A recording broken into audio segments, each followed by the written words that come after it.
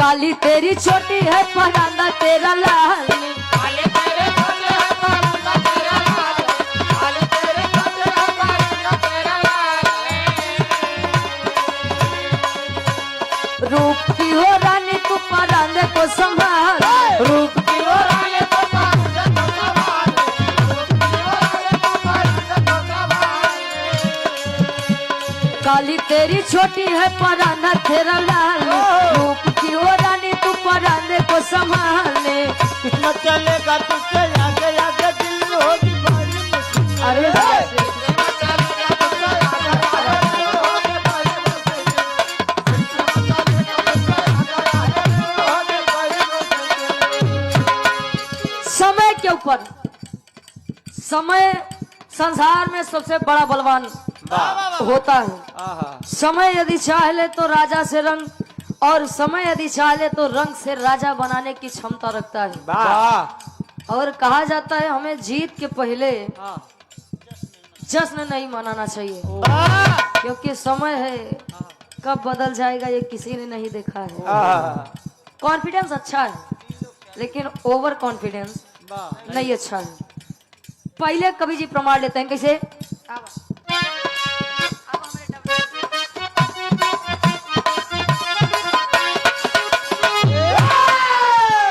तीनों लोग चारों युग किया विस्तार है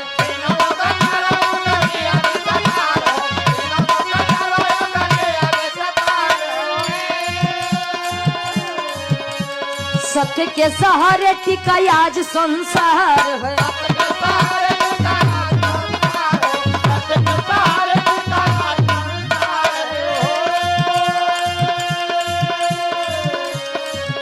अरे तीनों लोग चारों युग किया विस्तार है सत्य के सहारे टिका आज संसार है सत्य के बखान कर बेदावा पुराण समय होला बोलावा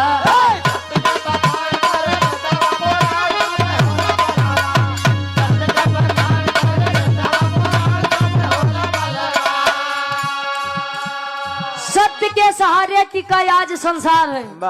कहा जाता है अच्छा लोग बताओ थे कि काशी भगवान भोलेनाथ के त्रिशूल पर टिकी भगवान भोलेनाथ के त्रिशूल पर टिकी हुई है विश्वास है। और कहा जाता है विश्वास है तो लोग पत्थर में भी भगवान को खोज लिया करते हैं और विश्वास नहीं है तो लोग साक्षात प्रभु भी दरवाजे पर आ जाए तो अपमानित करके हटा देते हैं भगा देते हैं। पहला संकेत कवि जी लेते हैं सतयुग से कैसे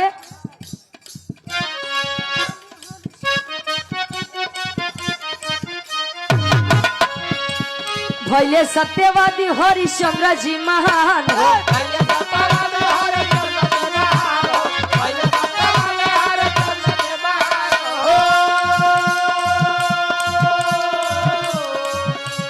सत्य खातिर डोम घर भी कले सुजान हो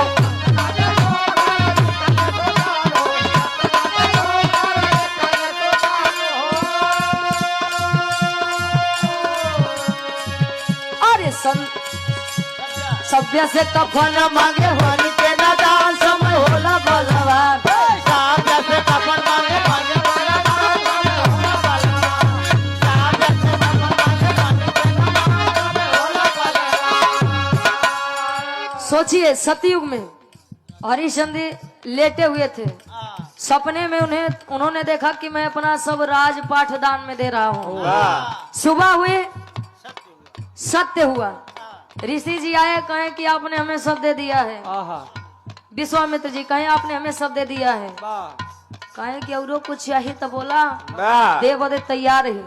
क्या चाहिए आपको जितना धन दौलत रुपया पैसा चाहिए हम एकदम जान ले मुंह देते हैं। कहें कहाँ से देबर राजा कहाँ से देबर पहले 3 बार पहले सोना पुरई दे कहें 3 बार पहले सोना कुरुआ आदेश दिए कि जाओ सोना लेकर आओ और विश्वामित्र जी को दान में दो।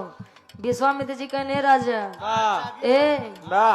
ओका चाबी अब हमका दे उ सब हमका दान में दे दिए आ दान में उ सब हमार बा कहीं तब कहीं अपने कमाई से कुछ कमा के लेकर आइए। सत्य के कारण समय के कारण वही राजा थे और समय ऐसा कर दिखाया कि डोम के घरे जाके नौकरी करत है। आ जब तारामती अपने लड़का के लेके कहीं जलावे बदे तो लड़का के जलावे बदे कफन मांगे रहे। ऐसे ऐसे वीर सत्यवादी हरिश्चंद्र जी के जैसे महान पुरुष हमारे इस संसार में हुए हैं।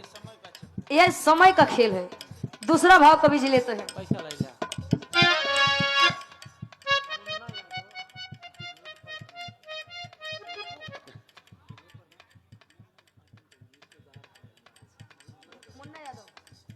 आदरणीय आप हृदय के गार्जियन जी, आप मुन्ना यादव जी,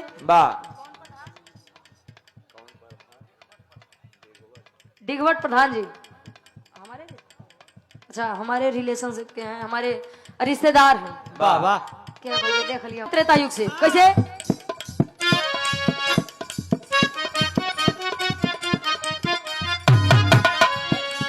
सत्य जाने रामचंद्र गए बीच बना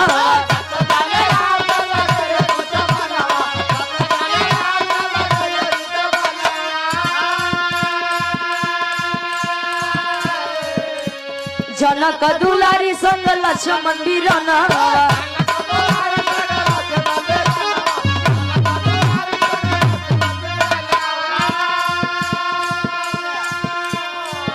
अरे सिया लेके रावण गया लंका दरवाजा समय होला भलवा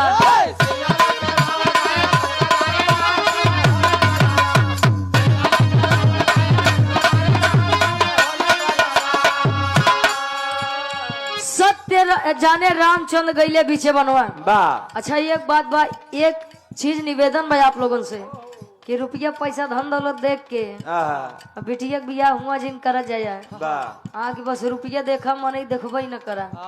प्रभु श्री रामचंद्र जी को देख करके राजा जनक जी ने यही विचारा था कि मेरी बेटियां राज घराने में जा रही हैं और एक ऐसे सम्मानित वीर पुरुष के यहाँ जा रही हैं कि जीवन में उन्हें कोई दुख हो ही नहीं सकता है। लेकिन बारे समय सीता जी के कवन सुख मिली रामायण हम देख ही रहे कतो नहीं कोनो चीज दिखान। सत्य को जाने प्रभु श्री रामचंद्र जी क्या जानत रहन कि श्री रामचंद्र जी के 14 वर्ष के वनवास हुई। सुबेरे राज्याभिषेक हो जात रहन, राज्याभिषेक तो नहीं हुआ लेकिन 14 वर्ष के वनवास समय के कारण उनको मिला। बारे समय तीसरा प्रमाण